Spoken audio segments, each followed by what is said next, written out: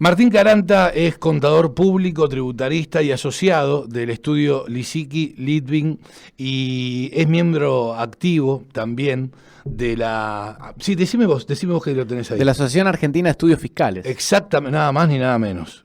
Qué trabajo que tiene, ¿no? Bueno, Martín, un placer recibirte aquí en Radio Continental en la Cocina de las Noticias. Silvio Sacomani te saluda. Buenas tardes, Silvio. Muchas gracias a vos y a todo el equipo y la audiencia. Un gusto estar con ustedes. Igualmente para nosotros. Bueno, un día muy particular hoy, ¿no es cierto? Ya es ley, bienes personales con las reformas que se han dado en la Cámara de Diputados, aprobadas apenas por un voto, ¿no es cierto? ¿Nos podés destacar los puntos más salientes de esta ley? Sí, con todo gusto. Bueno, en primer lugar, acá lo que hay es algo que era necesario, que es una actualización del monto mínimo no imponible, ¿sí? Este monto venía ya fijado desde el año 2018 en 2 millones de pesos, que desde el 2018 a hoy nuestra moneda nacional ha tenido una diferencia muy notoria en el poder adquisitivo, con lo cual esos 2 millones no tenían nada que ver con lo que fueron al final del año pasado o al final de este año, si no se iban a actualizar, y pasaron a 6 millones de pesos, ¿sí? Sí. Después también hubo otro cambio importante que tiene que ver con la actualización del monto mínimo no gravado de la casa habitación de los contribuyentes. Este cambio, esta introducción del concepto de monto no gravado de la casa habitación se introdujo en el año 2018 en 18 millones de pesos y ahora se actualiza a 30 millones de pesos, ¿sí? Sí. Es importante esto, porque la realidad es que el impuesto tendría que gravar la riqueza, ¿sí? Y hay veces que ciertos bienes no son riquezas, sino que son elementos necesarios de subsistencia, como ser la casa habitación claro. o un monto mínimo para vivir dignamente, ¿sí? Pero bueno, dicho sea de paso esto, la realidad es que cuando este impuesto nace, el monto mínimo imponible era de $100.000, ¿sí? No contenía la casa habitación, pero bueno, hoy con los 6 millones de pesos estamos lejos de los $100.000. Sí, muy lejos, sí. Sí, por supuesto. Eso, digamos, es un punto positivo, la actualización, aunque tienes gusto a poco, pero bueno, es mejor que nada, ¿sí? Otro tema que no tiene una mirada positiva en los contribuyentes tiene que ver con que aumentan las alícuotas para los bienes gravados en el país, ¿sí? Hay dos formas de ver esto, ¿sí? Y las dos son reales. Primero, que la progresión de alícuotas, ¿sí? Vos sabés que este impuesto tiene alícuotas que son progresivas y esta progresividad se da en función de a mayor activo total gravado, mayor alícuota que se aplica, ¿sí? La escala que teníamos nosotros vigente viene de la Ley 27.541 que introdujo el actual gobierno cuando asumió a finales del 2019, ¿sí? Y llegaba para bienes en el país a un máximo de 1,25 cuando el monto del activo superaba los 18 millones de pesos, ¿sí? Entonces, esta reforma, esta modificación que hoy estamos comentando, no modifica las escalas, no modifica los valores para ir de una escala a la otra, con lo cual ahí lo que tenemos en realidad es un aumento de la presión fiscal, ¿sí? Porque como el peso fue perdiendo poder adquisitivo y por ahí uno quiere comprar un auto hoy, y el mismo auto hoy sale muchos pesos más que salía a finales del 2019. Claro, por supuesto. Entonces ahí hay un aumento implícito. Pero por si esto fuera poco, se agregan dos alícuotas nuevas, que es 1,50 y 1,75% sus alícuotas. La primera es cuando los activos gravados van entre 100 y 300 millones de pesos, ¿sí? Y la más gravosa, que es 1,75, es cuando los activos gravados superan los 300 millones de pesos. ¿Son para bienes que están en el país? En el país. Ok. Son para bienes que están en el país. Y además, el otro tema es que esta modificación, esta ley, lo que hizo fue dejar algo que había creado también la ley del 2019, que es la discriminación más gravosa, estableciendo alícuotas superiores para los bienes que están en el exterior, ¿sí? La ley 27.541 había dispuesto que la posibilidad del Poder Ejecutivo de incrementar la alícuota para los bienes que están en el exterior en hasta un 100% era por 2 años, 2019 y 2020. Este año, si esta ley no se producía, volvíamos a tener el mismo tratamiento para los bienes en el exterior que para los bienes en el país. Pero bueno, lo que no se pudo concretar a través de la ley de presupuesto, porque ese proyecto fue descartado por diputados. Claro, no era un se dibujo, era un retomó garabato ahora. eso. Y sí, sí, la realidad es que sí. Pero bueno, la consecuencia que ahora estamos viendo es esta, ¿no? Que esta alícuota más gravosa para los bienes en el exterior va a durar lo que dure la vigencia del impuesto, si es que no viene después alguna contrarreforma y lo modifica, ¿no? Ujú, ujú.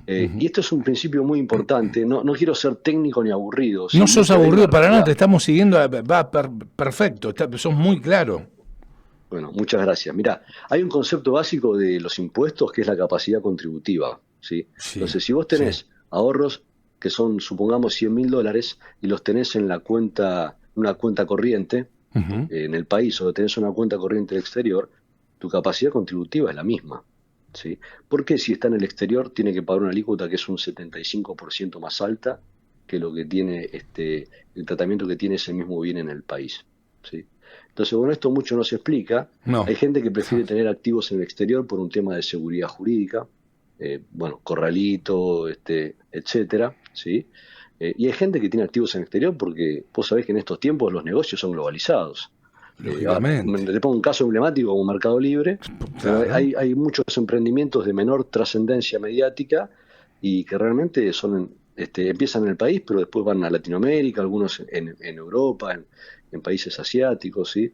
Entonces la capacidad contributiva no tiene nada que ver con dónde está ese activo. Y la verdad que esto causa un descontento muy grande en la gente, porque las inversiones en el exterior, ciertos activos en el exterior, no rinden 2,25 por lo general. Hay algunos que rinden mucho menos.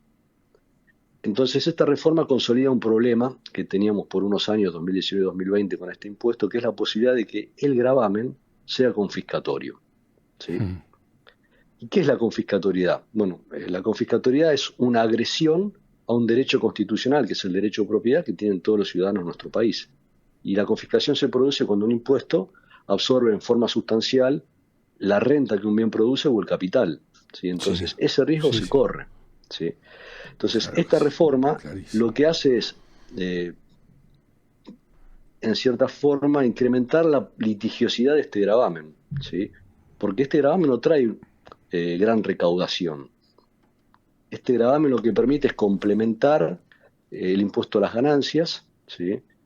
Por ahí en algunos casos incentiva que algunos sujetos que tienen un inmueble lo pongan en alquiler, incentiva en cierta forma la productividad de ciertos bienes, pero ese incentivo tiene un límite, que es el del mercado, la posibilidad real, la aversión al riesgo, ¿sí? Mm. Y bueno, el conflicto tributario por la confiscatoriedad yo creo que se va a incentivar, va a crecer con esta reforma. Y lo peor que esto va a traer es que mucha gente, muchos emprendedores, gente que sufre estas alícuotas, estas discriminaciones que estamos comentando, que estaba pensando en irse del país por temas tributarios y ya tiene un motivo más. Claro, uno Y esto ha más. pasado. Hay muchos empresarios argentinos, conocidos, algunos no tanto, que han dicho, la verdad que acá no tengo oportunidades para invertir, tengo más oportunidades de resolver problemas que de pensar en cómo crecer. Ujú. Y bueno, mi capital será mejor tratado en Uruguay, en Estados Unidos, en Chile. Me voy a otro país para tratar de hacer rendir mi capital y que mis ideas también produzcan, crezcan y me den satisfacciones. Te hago una consulta, obviamente, soy un leo en la materia y por ende, desde el desconocimiento total. Yo tengo una empresa, ¿sí? Puf, me voy del país. Sí, me llevo la empresa, no sé, Alaska, no importa dónde. Pum, me voy. Pongo, obviamente, mi dinero en un banco de Alaska. Digo, obviamente, no es tan obvio, pero suponte, un banco allá, me llevo toda la guita del país, todo. La pregunta, capaz que es una pavada total lo que te estoy consultando, pero es una duda que tengo, sinceramente. ¿Vos seguís tributando acá en la Argentina? No. En Argentina, los que son residentes pagan por el concepto de renta mundial y que también se traduce a bienes personales, ¿no? Un sujeto residente en Argentina paga el impuesto por los bienes que tiene en cualquier lugar del universo, ¿sí? Y por la renta que esos bienes producen. Ahora, Y un sujeto que no es sí, residente sí. argentino, Vos te vas. ¿sí? Yo tengo la nacionalidad de Argentina y me voy con mi Bueno, pero empresa. la nacionalidad, no, acá no es el concepto tributario, el concepto es la residencia, ¿sí? Sí, Entonces, si vos te sí. mudás a Alaska, vas a perder la residencia fiscal argentina y solamente vas a pagar impuestos en Argentina por los bienes que tengas en el país y por las rentas que se produzcan en el país. Está clarísimo. Por ejemplo, dejás un departamento en Neuquén, lo alquilás, bueno, quien te alquile ese departamento te verá retener el impuesto a las ganancias y vos, a través de un responsable sustituto, vas a ingresar el impuesto a los bienes personales por ese departamento que tenés. ¿Sí? Perfecto. Esa es la situación. Bien, excelente. También acá lo que veo, Silvio, estamos hablando del vaso por la mitad, medio vacío, mucha gente que se va, conflictividad tributaria, y el vaso medio lleno que tenemos que ver también es que acá hay una oportunidad y una necesidad imperiosa de una adecuada planificación fiscal, sobre todo en este impuesto sobre los bienes personales que cada vez es más gravoso, ¿sí? Planificación fiscal que implica cómo hacer que lo que tengo en el exterior no tenga no tenga la carga fiscal más alta posible, y respecto de bienes en el país lo mismo, ¿sí? Y te pongo un ejemplo, vos querés comprar un terreno, ¿sí? Para desarrollar una planta industrial, Sí. ¿sí? Entonces tenés la posibilidad de comprarla como Silvio, Sí. ¿sí? O crear una sociedad anónima que se llame Silvio Sociedad Anónima y que la sociedad anónima compre ese inmueble, ¿está bien? Si Silvio es el titular del inmueble y dependiendo del valor del inmueble, en Argentina vas a pagar el impuesto a los bienes personales, dijimos, hasta 1,75%. Okay. Ahora, si Silvio es titular de la sociedad anónima va a pagar una alícuota mucho más reducida, que es 0,50%, medio por ciento. Sí. ¿Sí? Y a su vez, como Silvio, no vas a poder deducir deudas que tengas para la adquisición de ese inmueble. Un crédito hipotecario, Sí, por ejemplo. sí. ¿Sí? Porque ese inmueble va a ser con un fin comercial. Ahora, Está la claro. sociedad anónima está grabada por la diferencia entre activo y pasivo, por el patrimonio neto. O sea que no solo tenés una alícuota menor, sino que además vas a tener un concepto más justo de lo que es la riqueza grabada, ¿sí? Que no es el activo, sino que es el patrimonio.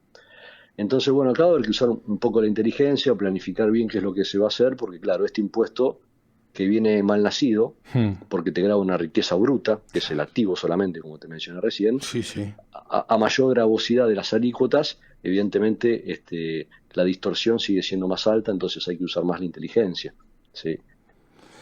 Pero Mirá, bueno, así estamos. Así estamos, Martín, sí, así estamos, Dios mío. Y para si esto fuera poco, vos sabés bien que hay una novedad a partir de este lunes, que es la firma del nuevo consenso fiscal.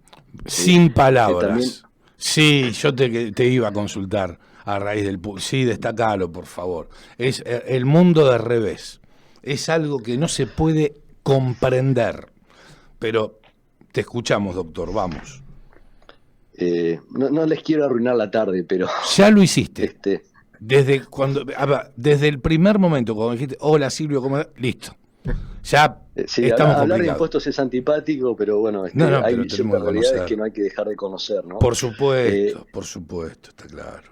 El concepto fiscal, de consenso fiscal viene desde el 2017, con el gobierno de Macri se fueron haciendo ciertos consensos entre la Ciudad de Buenos Aires y las provincias para ajustar algunas cuestiones de finanzas públicas. Es un tema de toma y daca, ¿no? Sí. Se proponen algunas cosas para entregar otras y así de cada lado de nación y provincia. Pero bueno, este consenso fiscal básicamente tiene dos propósitos muy claros, ¿sí? Si tengo que ir al final del consenso fiscal, es desactivar el consenso del 2017, ¿sí? Lisa y llanamente. Hay un propósito claro, que es dejar sin efecto lo que se firmó en 2017, 18 y demás, que es en realidad la suspensión de los compromisos del 2017 con con un pequeño agregado, ¿sí? Eso es lo más operativo, lo más claro, y tiene una fecha, 30 días para que sea ley. El consenso tiene algunos temas buenos, que son básicamente dos. El primero es un compromiso de las provincias de que las recaudaciones de ingresos brutos, retenciones, percepciones no generen saldo a favor, ¿sí? Y el otro es que los saldos a favor que se generen en este impuesto tengan una devolución automática o rápida. Esto se retoma del consenso del 2017, pero en este que nosotros estamos hablando ahora no hay una fecha para su implementación, con lo cual parecería ser que es una intención más formal que real, como para que el contribuyente que lo lea no se sienta tan desmotivado. Sí, entiendo. Pero lo que realmente desmotiva tiene que ver con que, primero, que se autoriza aumentar ingresos brutos. Hay alícuotas límite, pero bueno, la verdad que son alícuotas muy altas, ¿sí? aumentan ciertas alícuotas como ser telecomunicaciones, por ejemplo, y financiamiento, ¿sí? Y el financiamiento hoy es necesario para la mayoría de las empresas. Entonces lo que resulta es que se termina encareciendo el costo de ciertas actividades que se traslada a las actividades siguientes, entonces toda una bola de nieve que en definitiva al consumidor le van a llegar precios más caros, ¿sí? Claro, Después, sí, totalmente. Sí, te escucho eh, atentamente, Martín. después lo que tenemos también con ingresos brutos es que este impuesto es un impuesto muy precario, es un impuesto muy básico, nació en nuestro país en base a una idea de Europa de la época de la guerra, que era recaudar un impuesto sencillo de fiscalizar y sencillo de recaudar. Y sobre el monto de ventas, el monto bruto tiene una alícuota. Estas alícuotas eran en industria un 1% y en comercio un 3%. Y desde el 2007 en adelante se fue distorsionando y hoy estamos que el comercio llega hasta el 5, 5,5% en algunas jurisdicciones. Entonces, este impuesto es muy alto, ¿sí? Y termina siendo la mayor fuente de financiamiento de las provincias, eh, pero también hay veces que es difícil que la empresa lo traslade a los consumidores, porque es tan alto que el consumidor también tiene un tope del precio que puede pagar. Exacto. Entonces termina siendo verdaderamente un costo para las empresas, ¿sí? Y bueno, el tema es que políticamente no se entiende que ya hay una sobredosis de impuesto a los ingresos brutos. O sea, un impuesto malo recaudado en una medida baja no es tan malo, pero un impuesto malo, distorsivo, recaudado en una medida alta es doble, triple, Sí, enormemente malo, sí. ¿sí? Y este es un concepto que parece que no se toma en cuenta en este consenso fiscal. Al contrario, es como que se termina exacerbando el aumento de este impuesto, ¿sí? Pero bueno, para lo peor es que se autoriza a las provincias o se establece que las provincias deberán crear en el año 2022 un impuesto a la herencia, ¿sí? Un impuesto a la herencia. Las Dios provincias y mío. la CABA procurarán en el 2022 legislar un impuesto a todo aumento de riqueza obtenido a título gratuito como consecuencia de una transmisión o acto de esa naturaleza, con lo cual esto es un viejo impuesto a la herencia, ¿sí? Y acá, ¿cuál es el problema que se observa, o por lo menos que a mi humilde opinión aparece? Es que este impuesto no es compatible con bienes personales, ¿sí? A nivel nacional existió hasta la década del 70 el impuesto a la herencia, después se lo fue abandonando por un impuesto sustitutivo a la herencia para llegar a un impuesto a los activos, impuesto a los capitales, y todo eso hoy evolucionó a lo que es bienes personales, ¿sí? Y el impuesto a la ganancia mínima presunta, que también era bastante distorsivo y se terminó declarando inconstitucional y después se derogó. Pero acá lo que no hay un entendimiento, si hay un entendimiento es como que, bueno, lo que importa es la recaudación, que ese sería el mensaje, de que no hay tolerancia para más impuestos a nivel de la sociedad, ¿sí? Es cierto Ya es que insoportable, ¿no? Ya está.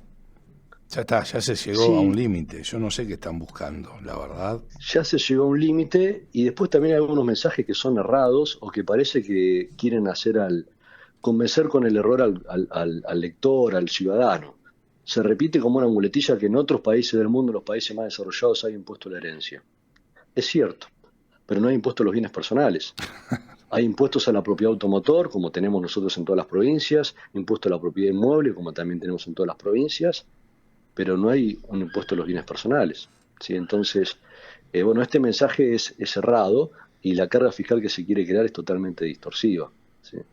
Además, hay un problema acá, que es un impuesto que hoy está vigente en la provincia de Buenos Aires, que recauda muy poco, pero que no le da realmente a las arcas fiscales una fuente constante y que se pueda determinar presupuestariamente de financiamiento. ¿Por qué? Porque es un impuesto que depende de que fallezcan ciertas personas. Claro, por Y bueno, supuesto. si bien la tasa de mortalidad se puede llegar a manejar según estadística y demás, graba una transferencia bastante fortuita, ¿sí? Y bienes personales es un impuesto que se puede, es más fácil de predecir, es un impuesto que genera un flujo constante, ¿sí? Pero que bueno, también tiene algunas distorsiones como se ha señalado, ¿no? No, seguro. Ahora, Martín, y lo último, y obviamente agradecerte infinitamente este contacto, que es el primero y no va a ser el último, pues fue un placer la clase que nos diste. Hay un hartazgo en la sociedad, en el sector privado, fenomenal. Porque acá está a las claras que hay un plan. Viste que dice, no tenemos un plan económico, no creemos en los planes. Bueno, hay un plan. Destruir al sector privado. Terminar de fulminarlo, de exterminarlo. Porque si no se puede entender, no se puede entender la carga impositiva que hoy por hoy existe en la República Argentina. Y hace tanto tiempo, ¿no es cierto? No puede ser que vos vayas a comprar un auto que te salga 4 millones de pesos y que 2 millones de pesos se lo lleve el fisco. ¿Pero en dónde se vio eso? ¿En qué cabecita cabe eso? Mira, permitime una observación, sí, por favor, para completar tu panorama. ¿Sí? Por favor. La carga fiscal es alta, ¿sí? No hay duda de eso, es enorme. Pero no veo una relación entre la carga fiscal que un contribuyente paga y lo que el Estado le devuelve al contribuyente como bienes y servicios públicos, ¿sí? Porque vamos a un caso que sería genial, que es, pagamos los impuestos que pagamos ahora, sí, pero no necesitamos medicina prepaga, caminamos seguros por la calle, porque la verdad que no hay delincuencia. Pagamos todo el doble. El servicio público es fenomenal, sí. ¿Sí? Entonces, como vos decís, pagamos por lo menos el doble. Entonces, y no hay un entendimiento del que el gasto público tiene que ser un gasto transparente. Tiene que rendirle cuentas el Estado al ciudadano sobre lo que hace con el dinero que el ciudadano aporta. Entonces ahí también hay una crisis, yo digo, de finanzas públicas, ¿no? Porque en definitiva estos temas, el impuesto es un recurso financiero del Estado, pero no es lo único. No, tal cual. Y hay que equilibrar la balanza fiscal. Sin dudas. Sin dudas, sin dudas. Martín, te agradecemos infinitamente este contacto. No, por favor. Fue un placer enorme escucharte y créeme que he aprendido mucho. Bueno, les agradezco a ustedes la oportunidad de conversar estos minutos, también a la audiencia, y espero que no se hayan aburrido. Bajo ningún punto de vista. Bueno, y les deseo a todos un muy feliz año nuevo, a pesar de estas circunstancias de fin de año que a veces que causan un trago amargo, pero que, bueno, hay cosas que con inteligencia fiscal se pueden solucionar. Creo que ese es el vaso medio lleno que hay que ver. Seguramente. Martín, gracias nuevamente y muchas felicidades.